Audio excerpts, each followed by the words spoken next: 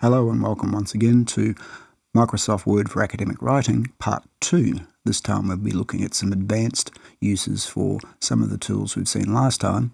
We'll also be including some additional pieces of software or alternate ways to think about how you manage your data. Just a reminder, practice and the help menu and all of that will make your dissertation and research writing experience a good deal more friendly, particularly a little later down the track when you have need for these kinds of tools and you have a lot of data and you have a large document. First of all, let's review the dissertation template we made last time, and as you can see I've added a little bit more detail, and these will be available if you would like them in terms of a DOT template or in terms of an RTF, a rich text format version that you can also open in any other kind of word processor. As we can see, we've added a little bit more detail on the front, a little bit more detail in the preliminaries, and throughout to the end. So this one's a little bit more fully fleshed, and it has a few more styles that we've created for the various things we're going to be looking at as we go along. Right now, I'll just turn to an example of a Master of Music dissertation, and we'll have a look at the opening for that and the general structure. So here we can see one that's been completed, and we get a better idea of the sorts of things that are used in the preliminaries. An abstract table of contents, list of figures, list of tables, the need for a certification, which I've also included in the template, and acknowledgements you may like to make to your supervisors or family or friends that may have helped in the process. At the end we can see some of the kinds of appendices that you may be using or may want to use: interview questions, the participants, analysis materials, profiles, interview questions, your informed consent package, which is part of your ethics clearance if you're interviewing people, and possibly some interview data or sound recordings of music or videos that you may have attached. So there's quite a nice overview of a dissertation that's been submitted recently. We'll turn back to our template, and you can see I've included some of those things along the way, including the certification.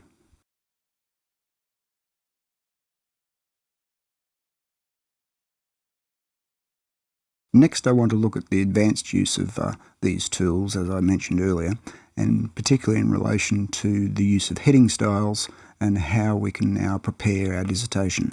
So I'll put the template away and I'll open a paper, and whilst this isn't a dissertation, it's fully populated with all the relevant pieces that would be usual, and we'll have a look at how this has been assembled and how we can use heading styles. So we'll go to Table of Contents. So we've seen that before in Part 1. Let me just move forward though in terms of other tools. And the same thing applies in figures, tables, musical works, etc.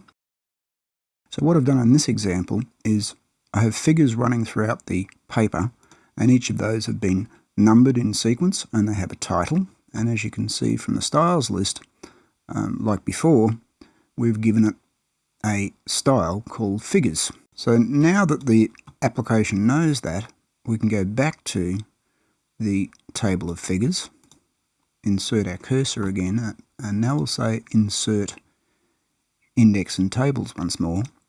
But instead of saying table of contents, we'll go over here to table of figures, and it has a little bit more options involved under the options button. If we click on that, we can say what kind of style will we use to make this table of figures, and how is that tagged with metadata. And there it is there. We've called it figures. Okay, so we'll say use figures, say OK, and now it's made a list of the figures that I've tagged. I've got more figures in this document than that, but just for the sake of this exercise, you can see it's given me where they are, it's live, it has all the information. So if I click on any of one of those, it'll take me straight to that figure. Similarly, for other kinds of material, you may want a list. In this case, I've made it a list of musical works because this particular piece has embedded sound files, but you might have videos, you might have snippets of interview data, depends on your particular piece. So let's try the same thing again. We'll insert index and tables. We'll still call it a table of figures, that'll be fine. Except now in the options, we'll say we want to use music tracks, which is the style I made for that particular use. Say OK, and there we go. I have a list of my various tracks, where they are, what they're called, what their length is, and if I click on that, I can go directly to one of those. So as you can see, the idea of tagging throughout the piece gives us all sorts of power of getting around the document, similarly to what we've seen before in the table of contents, but a bit more expanded in terms of all the different kinds of data you might be using. Another good use of styles is throughout the document if you have repeating kinds of information being presented. For instance, in-text citations or quotes. I've typed one in there and it's the same format as the paragraph before it, but in this case, once I've typed it in, I'd like to give it a special presentation for inline quotes. When they're larger than 30 words or so, we normally indent them, and it may be common to drop the point size just a little bit. So in this case, I've created a style called quote. There it is there. And if I apply that, it will make all my quotes look the same. And that's very handy as well. And there's some more. We'll just check that again, just remind you about the style editor. There's the quote style. It's a little smaller, and its paragraph is set up the way I want it to, and it's slightly indented. Now I'd like to return to the top of the document and see what else we can do with styles and the fact that they have now encoded our large document in all kinds of ways, from headings to quotes to references to figures and tables. Now we have all of these smart links, much like the web, much like hyperlinks, all throughout the document, and Word now knows this. So one of the uses might be this: View, Sidebar, and Document Map. I'll turn that on and it gives us a little left-hand sidebar like this. And what that shows us is all of those headings throughout the document, and it's an embedded table of contents that sits to the side. And this is really nice a bit later in the piece, particularly because you can quickly navigate around the work, check your thinking, and just find things easily. You don't have to scroll around by the page, you can just instantly get to the place that you want to get to. Just that in itself is a very good entry argument for using headings. A variation on this, though, is also using the same kind of structure, but it's quite a bit more sophisticated, and this gets more into how you arrange things and how you edit things and how you extract things for different purposes. Let's have a look at that. We'll close the sidebar and we'll do a very similar kind of operation, except we'll go to View, and as we said earlier, we have a variety of ways of viewing a document. At the moment we're looking at print layout. What we're going to look at now is an outline layout. Outline. Okay, so you can see it moves all the page information. It shows us line feeds, and it just reads through the document sequentially. Okay, so that's fine. But here's the power in it, given the headings. Now you can show different levels. But I'm going to go back and select level 1, and now I see just my heading 1s. Level 2, I see just 1s and 2s. Level 3, I just see 1, 2 and 3. So here you might get an inkling for, we can start to see our logic design, how things are sequenced, what their titles are.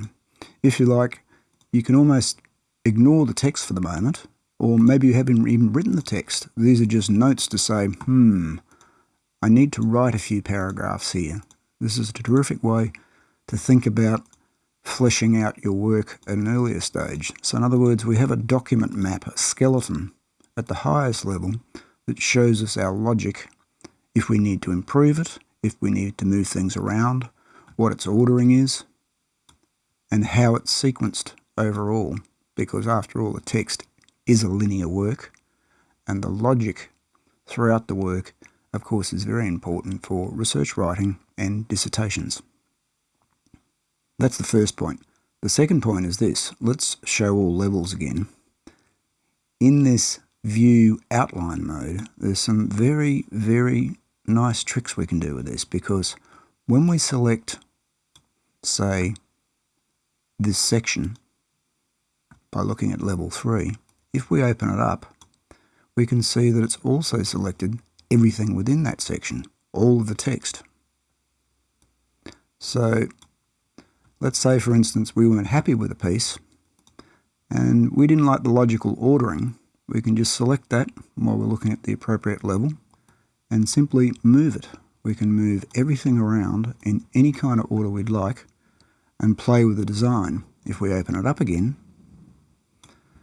it's done that all for us. No cutting and pasting, no fiddling around with low-level tools. It's simply moving ideas around on the large scale. This is very powerful. Later you may need to add things. Later you may want to resequence things or retitle them. There may be no text in here, as I said before, and that'll tell you exactly what you may have to plan to do for, say, maybe next week when you need to write, say here, a few paragraphs of improvisation and think about maybe what you just read on it recently. The other use of this is the dissertation and all its sub-documents and everything you're working on should be thought of as one archive. This is the work you do with your supervisor. It's kept in the one place and it progresses and it moves through various drafts. However, at various times you're also asked to present various extracts of work in progress. That might be a different research training course where they'll just want to see that piece and maybe a bit about the ending. It might be for a paper, for a conference you need to write about for maybe that chapter. It might be a variety of different impacts and sometimes apparently conflicting requests from various places in the university or out of the university. And the thing is, this is a master document. It has a master map. You can move around easily and you can select things easily and you can extract pieces and tweak them a little bit and keep moving with this large design and have a good sense of how it fits together.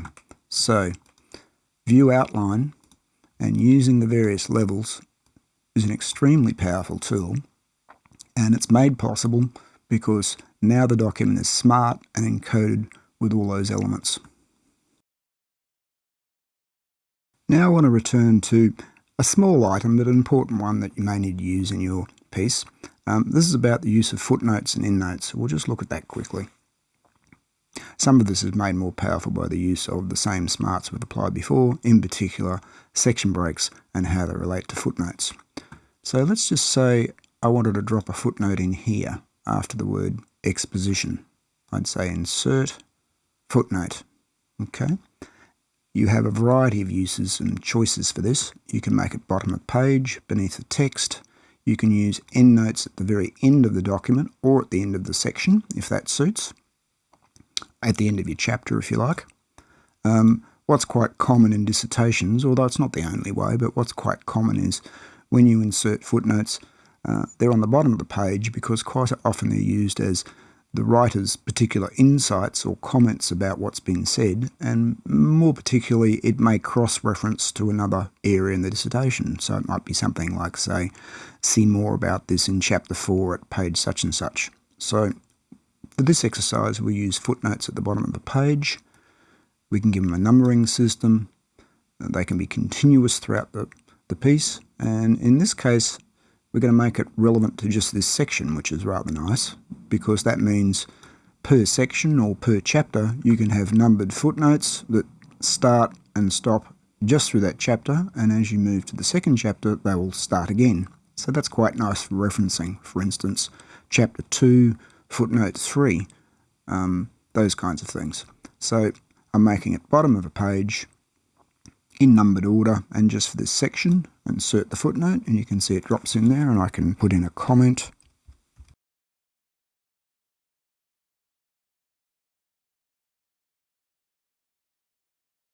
or a cross-reference. And of course, the footnote itself can have its own style too. So we might make it a little smaller, have certain spacing around it or indent or whatever. So again, you can have a nice consistent style for footnotes. If we work through this particular piece, you can see actually it makes quite a lot of use of asides and footnotes. It's almost like a second story. Some of the footnotes in this particular piece are quite large. They reference to other websites, etc., etc. Okay, so that's an interesting way to think about footnotes. If you like, the way I tend to use them may not be right for you, but I use them as more personal asides in a slightly different register to the more scholarly words on the page. So footnotes tend to be something you want to say to them, but maybe it's not exactly suitable for the middle of the page. It might be a bit more colloquial, or it's telling them simply to look at another place in the dissertation, or it might be talking about some anecdotal information, for example. Next, I want to turn to an idea that we haven't talked about before. It's the idea of track changes, or review, and it's used in a widespread fashion right across the academic sector, in business, and particularly in this context, in terms of communicating between the supervisor and the student, particularly via email. The review feature of Word allows, for instance, you add comments to the sides of the dissertation or the paper. It allows your supervisor to also add comments and send them back, but it also allows for a track changes feature where the supervisor, for instance, may rewrite some text, and you can see if you agree with that, keep it or not. So let's just have a quick look at that. Track changes, and it's under the Review tab of the ribbon. So let's open Review. And now we can see we have a group of new tools. And as usual, if you hover over them, they show you what they do. And if you need to know more about some specific elements, you can always use the Help menu. But what we're going to do in this document now is firstly, turn track changes on. That's important before you send it via email, because now, again, you're encoding some metadata. You're putting some smart information in it that's different to your thoughts on the page. But when you send to your supervisor, or he or she sends back to you, you can see this additional information. So we turn track changes on. We're showing markup, that means the comments, and we also have some preferences for that in terms of what you can see and actually the way it comes up. Everything's turned on, the names of the reviewers, all the information. And in terms of preferences, it's not as complicated as it looks. It just gives you different colours to highlight different kinds of things. In this instance, we're using two kinds of tools, comments and the actual changes themselves. Comments are in yellow, changes are in red. Okay, so let's say I wanted to add in a comment to this section, the entire abstract. I'd say insert new comment, and I'd say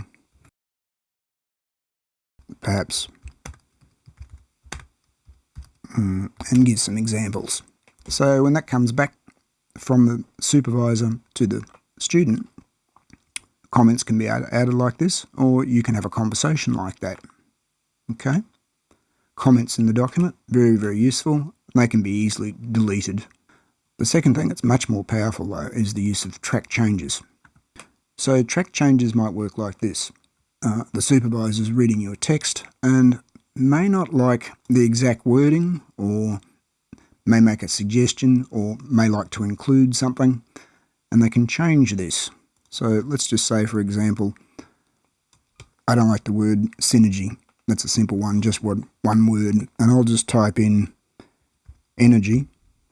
And now what you can see is straight away it tells me who made the changes, what date and time, what was deleted, and what the new text is. And as I said, this is very common in all sorts of business sectors and academic sectors, that Word documents go backwards and forwards with these kinds of track changes involved. This is very common, for example, where we might have a group of academics working on a research paper together, and more often than not they may be in different states or even different countries, and this is how they circulate the drafts backwards and forwards. So let's say this comes back to you. You've got some edits here, or suggested edits, and you've got some comments as well. What happens when you get it is you can review all of this. So for example, you can accept that change and move to the next. Just move through the changes. You can accept all changes in the document. You can add your own changes and send them back. Eventually when it's done, that can be committed to the next draft. You can turn off track changes and you can continue working. So a very, very powerful tool. I've only just touched on a few things. I suggest you have a good look at that, because I think you'll find this will make life so much easier and more straightforward if you're working distance with your supervisor, or even just those times where you're not having face-to-face meetings and you just want to circulate different drafts and get them into shape. Comments and track changes are just excellent for this. Let's take a look at referencing in your document and a few tools beyond which you may find interesting. I'll go to the references section in this document, and they have the indented format, italicized, the right information, but just note carefully that that actually isn't exactly the same as APA style that we'll come to in a minute. This is what's required for that particular journal. They have their particular referencing style. So that's something you need to get used to in terms of what you might be needing to do for your dissertation will be set by the university or the faculty. What a particular academic journal or conference might request could be a little different, and so we get a bit skilled at changing our things as necessary. In this one, for example, you can see the authors are in full, whereas in APA they just use their initial. So let's go and look at one I've made a bit earlier, and this is a document that's just a bibliography stored separately. Now my preferred way of working is actually not to use some of the software tools getting around, and we'll look at those in a moment. I kind of like keeping a bibliography of everything I've seen in relation to that project. When I enter it, I put it into the style that I need to put it into, and all of these are in APA style. And there's a reference to a very good resource on the net that you may be able to check at any time you need. The OWL online writing lab at Purdue University in the United States, and basically it has a list of what things should look like and how to use them. So say for example, in the reference list, if I wanted to put in a book, I'd click on that and I can see how that should be formatted. Okay. So back in our bibliography, that tells me exactly what to do, and there's a link for it. Then when I've assembled this bibliography, I just tend to cut and paste what I need into my main document, and that's the way I manage it. It's fairly simple. Just one thing to note there, technically a bibliography is a list of everything you may have consulted, whereas in your dissertation or research paper, you're generally using a reference list or references, and that means only what is cited. Now that's not a fixed rule, but that's just a little bit of information about the difference between the idea of a bibliography and a reference list. But I'd suggest for probably all honours theses and master's theses, what you really want to work with is a reference list. Perhaps if you make a specific case in a doctorate that you really want to put in a large bibliography and then only cite selected components, you'd probably talk about that a little in your methodology. So that's the way I like to work with my documents. I just have my main document I'm working on, my bibliography, and I just store all those in a folder for that piece, as you can see, and I tend to organise things in subfolders like my videos, images, etc., and all of my background documents that I might be reading or citing. And then I just tend to back up that document.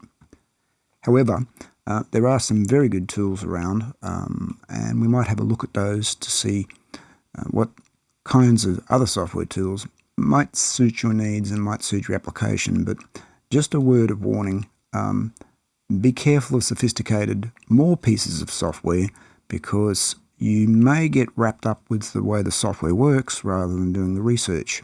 So be careful if they don't seem as easy to understand or as use as what you might think. And manual is often good, particularly when you're learning. But then again, some of these may really click for you. The other thing is, I think all or most of them have 30-day trials and downloads, so you can easily download it and check it out. So let's have a look at some of them. These are some of the most common tools used across our academic community in Australia. The big one everyone talks about quite a lot is called Endnote. Endnote is made for just managing your reference lists and citations. It has some very clever tools. It has embed links within your document. It also can automatically convert references to different styles. Like I mentioned before, you could have an APA style for one journal, you could have Chicago for another. It's very powerful, it's very popular, and some people swear by it. One thing to note, in Australia, it's a little expensive. It's $199 for a student license. I'm not sure that your local university may not have other offers, but as you can see, it's a relatively expensive package, okay? But it is very powerful. If you do some Googling on the web, you may find that there are quite a number of other alternatives, and here's a list of one I just found, one such Google. Mendeley is a browser-based. BibDesk is popular. Bookends is popular. Sente. There's a number of them getting around, various prices and various power. Some people swear by Bookends, particularly if they're on Mac computers. So you can have a look at some of those yourselves if you think managing references is something that might work for you via a piece of software. The next layer to that, and what we've seen mentioned here, is an application called Papers, Papers 2. That's a very powerful piece of software, and it does a little bit more than just managing references, and it too is quite popular. It's a little bit more reasonably priced at $79, and you can get a free trial, and I've got it installed on my system here. And basically it allows you to put all your papers into one place and scroll through them. It's available for Windows and Mac. It tells you what they're about, and it can do some very clever things like searching for new publications by the same author, and if he's been cited in so many publications. It talks to a lot of the search engines and a lot of the citation indice engines, but just one thing to bear in mind is it's heavily science focused, and some of the arts type material or creative works type literature, you'll probably find that it doesn't have quite as much oomph in the back of it, because basically these big journals and these big citation indices like Thomson, unfortunately they don't care about the creative arts so much, and they tend to focus on medicine and physics and biology and those kinds of things. However, it's still a good database tool. You can put all of your PDFs and papers into it, scroll around, open them up, read them, print them, cross-reference them. It's powerful. I use it from time to time. As I said, see if it works for you, and it's the sort of thing that might help you with the material you're gathering. If not, keep them in a folder. Next item I want to look at is a very nice piece of software that's also popular here. It's for Windows and Mac, and it's called Scrivener, coming from the interestingly named literatureandlatte.com. It's been around for a while. It's a very powerful tool. In fact, I'd used this quite a lot at one stage. And what it does is it fairly much brings all of the features together in one package. It's a project management tool for writing books and dissertations and so forth. Everything is inside the one document, so when you back up and save things or move things, it's just one XML file with everything inside of it made available via drag and drop. It lets you do revisions and backups. Has some very good tools for that. It allows you to organise your thinking and your metastructures, like what we talked about a little bit before in using the document map and the outline view. It has built-in chalkboards and cards and idea sorting and mind mapping and some very useful logic tools. It's extremely good with media. You can put everything in there, videos. You can have an audio window open and a transcription tool underneath it while you type and listen. Organises all of your data and all kinds of data in terms of multimedia. In terms of getting it out there, as it says, getting it printed and bound and submitted, that's a slight issue there. It will export in any format, so you can export it to RTF and bring it to another word processor. You can export it to Microsoft Word. But natively, it doesn't do all the things that Word does, like we've talked about, in terms of binding, sections, tops and bottoms, all the kinds of things that Word is very good at as a dedicated word processor. So in my experience, you can get close to a top-to-tail document, but then you export it into Word and still have to do those things again. Now, for some people that works, format it all at the end, and it may be that this kind of mind mapping and organisation might be right for you. Again, you can download a copy. It's $45. See if it works for you. It's a very interesting tool, and again, some people here swear by it. I'd just like to close on a couple of practical things. You might have seen in Scrivener there that we can import and export in various files. We'll go back to Word, and what we can see is we can save as. This version of Word, the current version of Word, uses a .docx format, which is a more modern use for 2011, and it has a 4-letter extension, which is unusual, but again, it has some embedded metadata. You can also use save as Word 97 2004, just a .doc, and the reason I mention that is sometimes there's consternation about people not being able to open each other's documents. One of the usual outcomes of that is, are you using a Mac? And that's not the case. It's actually got to do with Microsoft themselves and the incompatibilities between the different document types. So remember that if you're having trouble with someone opening your document, etc., that's probably related to versioning. So one of the safe ways is to save it as a .doc and it's backward compatible.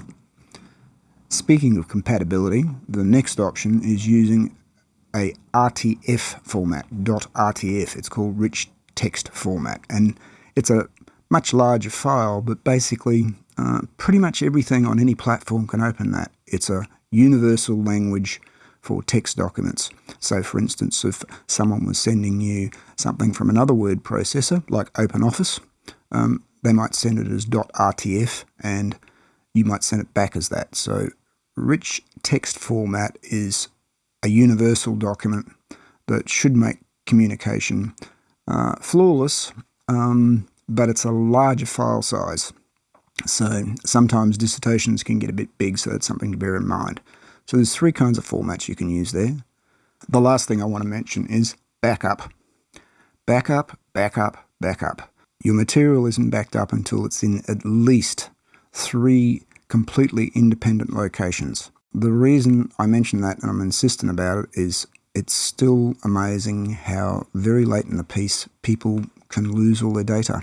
The dog ate my homework. Except it's very distressing if you have a major computer crash or something that always, of course, happens at the wrong time. So start in advance, get your backup regime happening. There's a variety of tools you can do that via in an automated fashion, but really a simple version is 1, have the material on your computer, on your laptop perhaps. 2, maybe buy yourself a good USB stick and always have a copy on that USB stick, and that's independent of your computer. And by copy, I mean everything in that folder for your dissertation. Every single thing. If you haven't got enough room on a USB stick, well, get a bigger one. For instance, I have a C that I think is 64 gig, not terribly expensive, and that could certainly handle most duties for this. And the third option is to back it up on another hard drive, in Macintosh, get yourself some sort of disk that you can use for Time Machine, so it's always backing up in the background. In this household, we have a Wi-Fi network. The Time Machine sits on the household network with a couple of drives, and whatever computers we have here, including for my wife who's doing a PhD as well, everything is automatically back up on that external Time Machine. Another alternative, using the cloud, as they put it these days, in other words, via Google Plus or one of the online cloud mechanisms where it's somewhere on a computer server somewhere else, but also that computer server is usually industrial strength and you shouldn't have too many problems with backups and retrieval. Whichever though, just bear that in mind that keeping your backups going right from the start is absolutely critical, and you'll be thankful if there's some kind of disaster at the wrong time later on. Keep it backed up. I hope you've enjoyed these 2 tutorials. They're the result of doing a lot of supervision and hearing a lot of student comments over many years, and hopefully I've been able to compress those most important things about academic writing and the use of some kind of software tool, the word processor, all into one little package that'll able to accelerate your studies and be able to concentrate on your research more.